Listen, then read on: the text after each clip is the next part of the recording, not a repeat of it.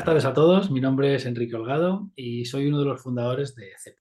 Desde Cepo hemos querido lanzar una serie de entrevistas llamadas En la mente del hacker para concienciar al público sobre la importancia de la formación en temas de ciberseguridad y para que de alguna forma todos seamos un poco más conscientes de los riesgos que el mundo digital tiene y cómo podemos enfrentarnos a ellos. Eh, Estas entrevistas, esta serie de entrevistas, van a consistir en 10 entrevistas con expertos que nos contarán alguna experiencia personal sobre algún ciberataque que hayan sufrido y cómo se resolvió. Y lo vamos a hacer con un lenguaje cercano y sencillo, sin términos muy técnicos, para que todos los que estamos al otro lado podamos entender. Vamos a arrancar esta serie con una de las 25 personas más influyentes en temas de ciberseguridad según CSO España, es Telmo Xavier. Buenas tardes, Telmo, ¿qué tal estás? Hola, buenas tardes a todos. Cuéntanos, bueno, rápidamente quién eres, para los que no te conozcan, sin entrar en mucho detalle en temas de ciberseguridad, que eso pues, vendrá después. Muy bien, bueno, yo trabajo en esto de la ciberseguridad o de investigación de ciberseguridad informática muchos años ya. Mi trayectoria, bueno, soy bastante conocido en redes sociales como Twitter y así por publicar, digamos, vulnerabilidades que sean, o sean muy recientes y no tengan la proporción necesaria para que la gente, digamos, las pueda resolver a tiempo, por decir así de alguna manera, ¿no? Entonces yo me dedico, digamos, a esto de la ciberseguridad ya muchos años, como os comentaba.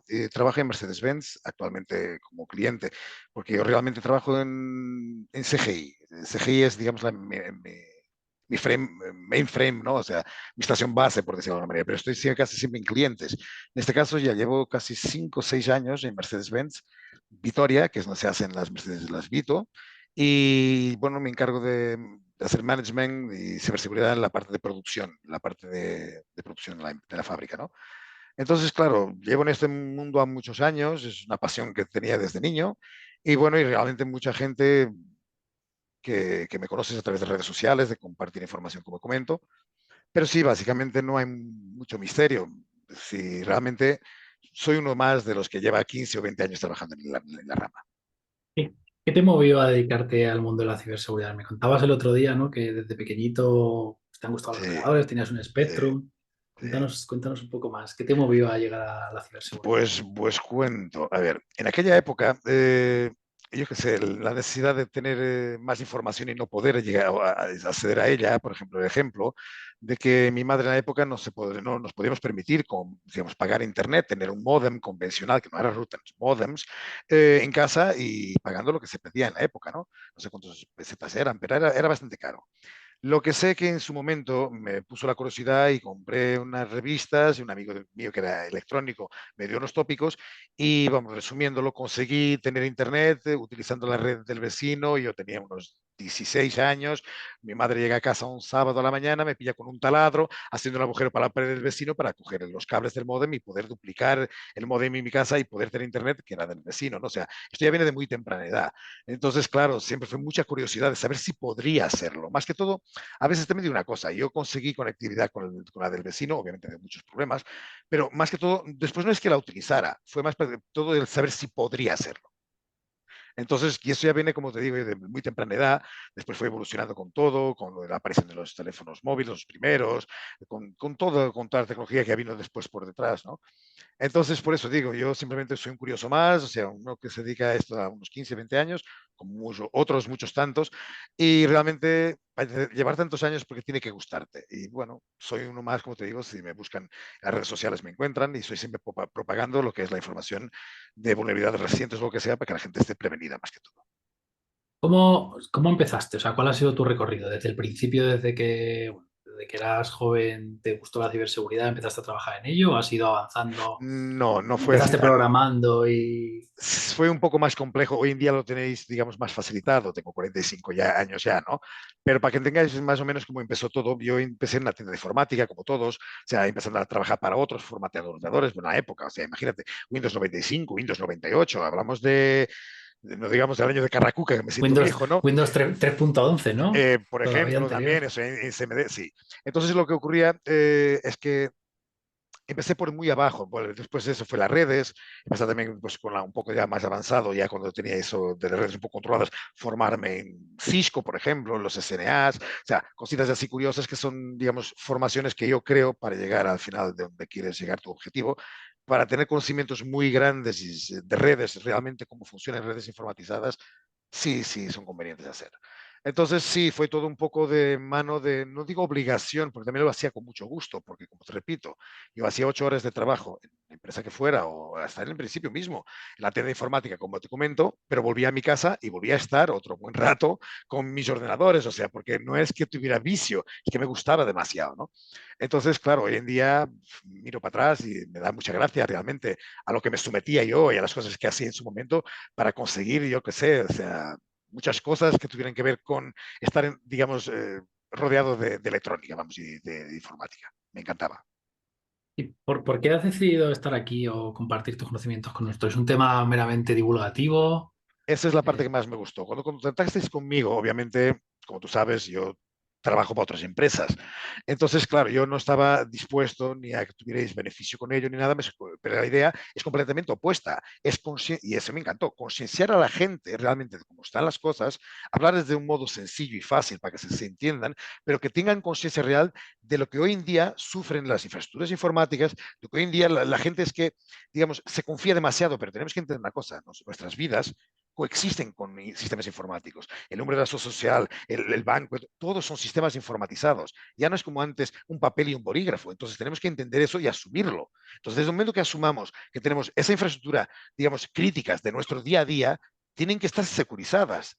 Entonces, obviamente, digamos, son caminos bastante entrelazados, pero es que la gente, si no está consciente de lo que ocurre realmente, no va a tomar medidas para protegerse. ¿Y cómo va a saber la gente que esto está así? Con propagación como la que hacéis vosotros, por eso me gustó mucho la iniciativa. Genial, nosotros te lo agradecemos mucho.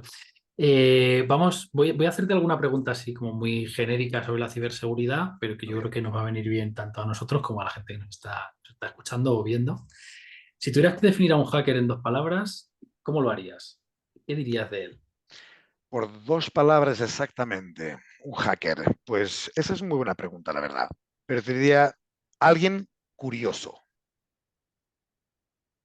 porque podría Alguien curioso. expandirse muy bien. Cuidado, no se confunda un hacker, nunca lo considerado un hacker como un cibercriminal. Hay que entender el concepto que la gente muchas veces juzga mal. Hay un hacker, es de los malos, ¿no? Un ciberdelincuente es un ciberdelincuente. Alguien con conocimientos como supuestamente un hacker, pero los utiliza para hacer el mal o tener beneficios que no tendría que tener, o siempre ciberdelincuencia, por decirlo de alguna manera, ¿vale?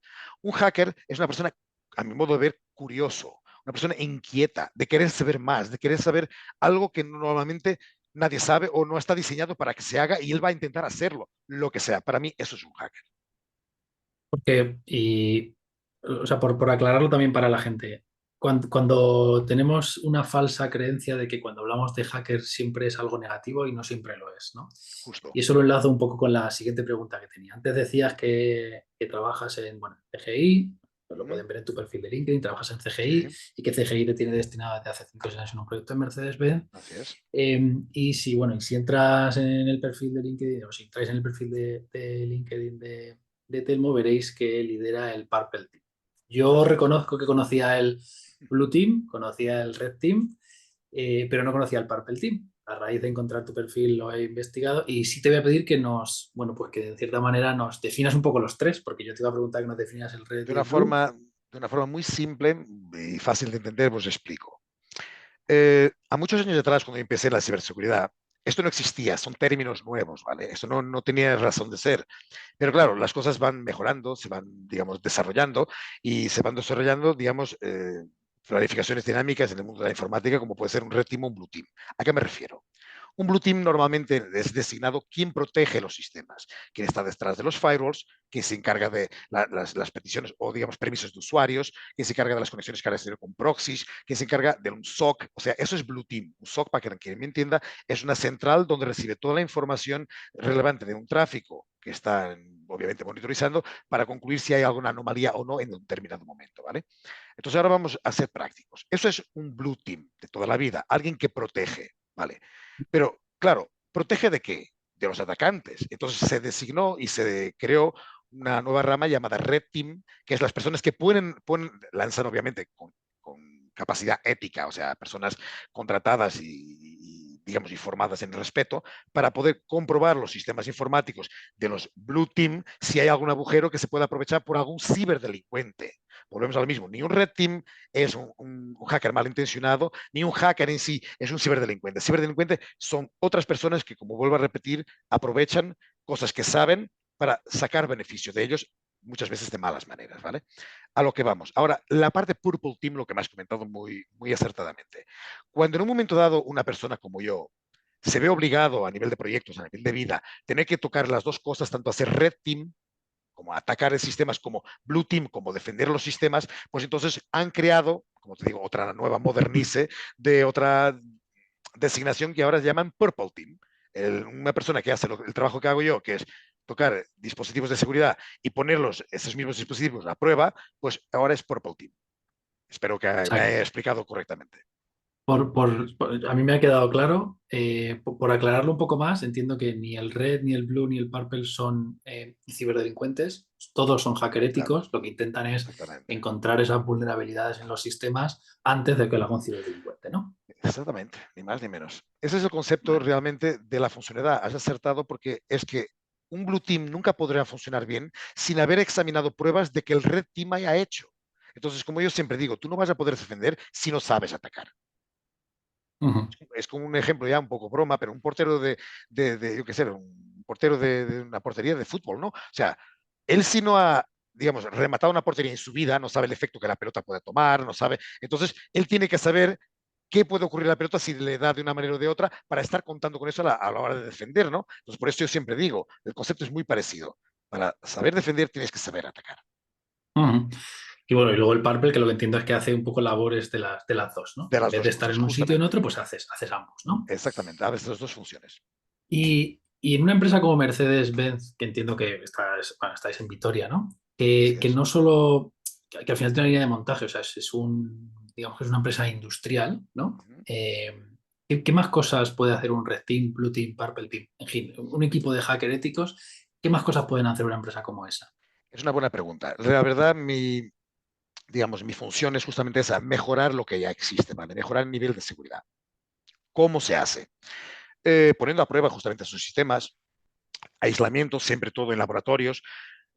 Como te comento, o sea, básicamente es testear si existe alguna falla en esos sistemas que a un ciberdelincuente se podía aprovechar y si la existe, parcharla o taponarla o solventarla de alguna manera, ¿vale? Para que por más que accedan a algún punto, a digamos, alguna celda de la red, alguna manera estratégica y consigan acceder, que no pasen de allí. Por más que lo intenten, no salgan digamos, del rincón que les he creado. Ya está. Entonces, esto es mi trabajo exactamente. Ir mejorando la constante seguridad, ir mejorando los procesos de ciberseguridad e infraestructuras y ponerlos a prueba, lógicamente, para saber esto ha funcionado, esto no sirve para nada. Tenemos o que darle una vuelta más porque no está bien configurado o lo que sea, ¿no? Entonces, hay muchas medidas de ciberseguridad, como te podrás imaginar. No digo que sea como Fort Knox, pero está muy bien montado, me gusta donde trabajo, la verdad, y las cosas cuando se hacen bien y con cariño salen bien. Ahora que no pueda decir que todo el país esté igual. Deseas que me vas a preguntar más adelante y después cuando llegue la pregunta te lo voy a comentar. No, antes de pasar a la siguiente pregunta, te iba a hacer, bueno, quería indagar un poco más en esto, ¿no? Porque al final estos clientes industriales, y podemos irnos de Mercedes, siguiente, no hay ningún problema. Estos Perdón, clientes, interrumpirte, además solo de, una cosa que es interesante. Cualquier cliente que sea Mercedes, Peugeot, Citroën, Toyota, Nissan, son todos iguales. Hablamos de infraestructuras industriales con sus máquinas de montaje, sus robots, eso es, ahí es donde son iba, todos igual, ¿vale? Da igual ahí es que, por donde iba. ejemplo, da igual que sea una panadería, pero si está robotizada, si está automatizada, va a ser igual a Mercedes o a Peugeot, a Volkswagen o a BMW, va a ser todo igual, porque va a haber una cadena de montaje similar o parecida en funcionamiento a lo que existe en las corporaciones grandes, ¿vale?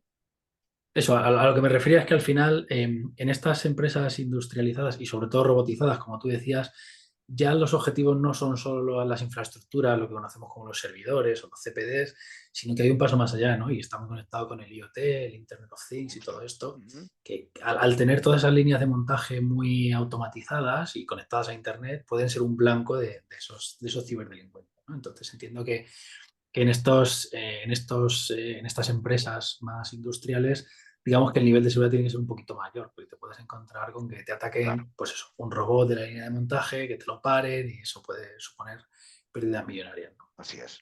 Entonces, claro, siempre estamos, digamos, sobreponiendo ciberseguridad sobre capas de ciberseguridad. Tenemos muchas capas y que sigue así por muchos años, como digo yo, pero la verdad es que lo tenemos bien montado, muy bien estructurado. Las cosas, digamos, que no tenemos, digamos, una o dos soluciones de ciberseguridad, tenemos muchas. Todo bien, digamos, orquestado, por decirlo de alguna manera, para que todo funcione en una simbiosis perfecta, ¿no? Entonces yo digo siempre, la perfección no existe, pero la verdad es que esta gente se aproxima bastante y me da mucho orgullo trabajar aquí. Pero la verdad es que tiene una cosa, visto lo visto, como te dije, es un cliente, yo no trabajo para ellos directamente, entonces he visto más clientes, ¿ok? He estado en muchos otros sitios de la misma infraestructura, de la misma, eh, digamos, envergadura, ¿no? O sea, del tamaño que tiene la infraestructura que trabajo actualmente. Pero te digo que he visto mucha dejadez, he visto muchos administradores de sistemas que no han sabido su trabajo o no han sido formados convenientemente para ello. Me he encontrado muchas cosas de muchos estilos. No voy a hablar de tecnicismos ni en casa, en cosas muy complejas, pero para que entendáis, muchas veces el producto es bueno, obviamente son caros, no son infraestructuras o servicios muy caros, pero el producto es bueno, pero tenéis que entender una cosa, no es que el producto que habéis pagado mucho dinero por él, pues vaya a salvar la vida si no está correctamente configurado. Es como te has comprado una moto muy buena, muy rápida, pero si no sabes andar de bicicleta, ¿tú qué crees que va a ocurrir con la moto? Te vas a espiñar, ¿no? Pues entonces funciona igual de la misma manera, ¿vale? Yo intento ser, digamos, siempre un poco con mis ejemplos, un poco más aproximado al público en general, nada tecnicismos, pero para que me entiendan a veces cómo son las cosas, ¿vale? Para cerrar esta primera entrevista, ¿vale? Quería hacerte una pregunta un poco más general, pero creo que también es importante, ¿vale? Con la que creo que muchas de las personas que nos van a oír se van a identificar. Si tuvieras que darle, no sé, uno, dos, tres, cinco consejos al responsable de ciberseguridad de una empresa en España, y por ser más útiles en este caso a una pequeña y una mediana empresa, ¿cuáles serían? Te podría comentar varias experiencias, pero voy a intentar ser un poco más objetivo para que realmente quien me esté escuchando le pueda ayudar, ¿vale? Eh, Primer caso. Normalmente cuando nosotros hablamos en falsos positivos, no sé si estás asimilado a lo que es eso en nuestro área, o sea, muchas veces una configuración mal hecha, un paquete de TCP/IP mal formado, lo que sea, en una red que esté siendo monitorizada puede dar una alerta, puede surgir una alerta. Conozco a mucha gente que, digamos, le da una cierta importancia o no la debida, quiero decir, a ver si me explico. Muchas veces, imaginemos, tú eres administrador de sistemas y te ha salido una alerta en un sitio concreto, pero ves que realmente no tiene mucha afección o crees que realmente puede ser un error y no lo has comprobado. Es donde quiero llegar. Dando ejemplos, como siempre digo yo, así en modo pueblerino, pensad, donde hay humo, hay fuego fijo, o lo ha habido, pero tiene que haber. Entonces, por lo menos, darse al trabajo de investigar qué ha pasado. Da un poco de trabajo tirar un poco del hilo. Voy a perder media hora, una hora a intentar entender qué ha pasado, pero ese es mi primer gran consejo.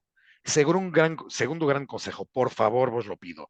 No reutilicéis contraseñas nunca porque lo veo a diario. No reutilicéis contraseñas ni el de trabajo, ni el del Gmail del primo, ni, por favor, nunca. Sí, sí, a los administradores de sistemas. Ya no hablo, digamos, al resto de las personas que están detrás del teclado. Hablo al administrador, porque los he visto, madre mía, ni te cuento. Tercer consejo, y vos, esto lo llevadvos muy en serio. Actualizar los sistemas, parchearlos cuando sale un parche del fabricante, da igual que sea de Fortinet, que sea de Windows, que sea de Palo Alto, que sea de Cisco, me da igual. Si lo han hecho, pensad, es porque puede haber exploits, en este caso sea vulnerabilidades, para que me entendáis, en ese firmware que él no lo ha puesto público, pero lo ha corregido en la versión de firmware superior. Y la gente dice, pero si funciona bien, ¿para qué lo voy a cambiar? ¿No? Por favor, actualizad los sistemas y parchead los sistemas, es que no hay otra. Y por último, pero no más o menos relevante que las anteriores, es las políticas de usuario. Cuando eres un administrador de una empresa bastante grande, tener la atención con usuarios que ya no existen en la empresa, se han ido, que sus perfiles no siguen activos y con permisos que no tendrían que tener, o a la inversa, porque un ciberdelincuente se puede hacer con esos permisos, vete a saber de qué manera y acceder a donde hay que acceder, ¿no? Entonces, yo, por favor, tened atención a las políticas de GPO que se aplican en los Active Directories para con el usuario final, qué puede y lo que no puede hacer. Un poco de trabajo, un poco más profundo sé que da trabajo inicialmente. Sé que no es fácil, pero si lo hacéis bien al principio, todo lo demás ya es solo empujar la pelota, no tenéis que andar esforzándoos más. Las cosas están bien hechas. Entonces, ese es mi consejo. Me apunto los consejos, ¿vale? Bueno, para Cepo. Decirte que ha sido un placer charlar contigo, ¿vale? Iniciar esta Igualmente, serie de entrevistas llamadas En la mente del hacker contigo. Si te parece, podemos hacer una segunda entrevista donde nos cuentes algún caso más de, bueno, pues cuando de todos queráis. estos años que has estado trabajando en temas de ciberseguridad, ¿vale? Muy bien, Muchísimas gracias, Telmo. un placer. Un saludo. Adiós.